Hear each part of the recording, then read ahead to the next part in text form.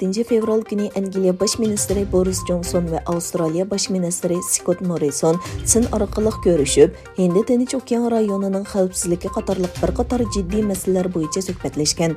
İki taraf söhbetide Uyghur meselesi mi yer algan bulup, her iki devlet rəhbəri Uyghurlarning kişilik hukuk vaziyeti haqida qattiq endişelerini bayan qılgan. Angliya, Avustraliya bilan tuzilgan kelishimning bir qismi sifatida Hindi Tinch Okeanning bexatarligini kuchaytirish uchun 34 million dollar mablag' selishga va'da bergan. Xitoy portlaridagi kechikish sababidan temir rodisidan elektron mahsulotlargacha nurg'un mahsulotlarning ta'minot vaqti uzardi. İgilinishicha Xitoy portlarida Wuhan virusi tadbirlarining kuchayishiga ergishib, og'ir qistonchilik yuz bergan.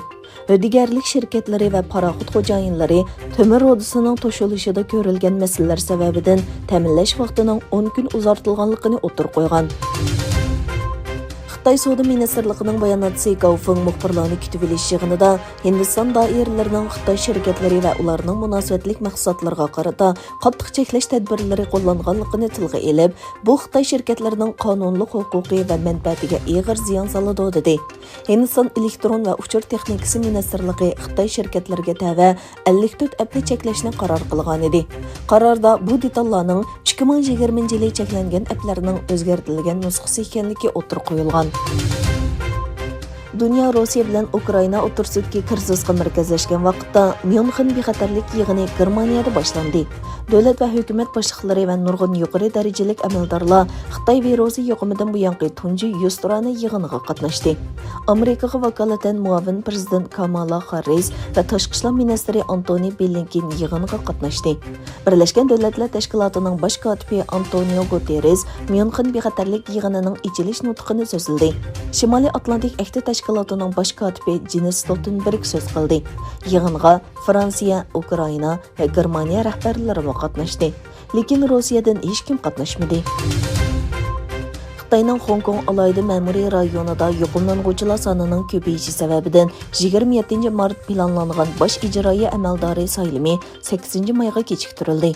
Bosh ijroiya amaldori Carrie Lam muxbirlarni kutib olish yig'inida 20 fevral boshlashni planlagan nomzodlikqa iltimos qilishning 3 apreldan 16 aprelgacha bo'ladiganligini o'tirib qo'ydi.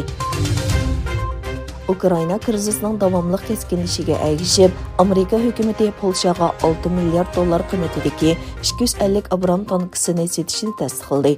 Amerika Davlat mudofaa bexatarlik hamkorlik organining yozma bayonotida Tashqi ishlar ministrligining parlamentga 250 Abram tankisini Polshaga setishni tasdiqlaganligini uqtirganligi ko'rsatildi.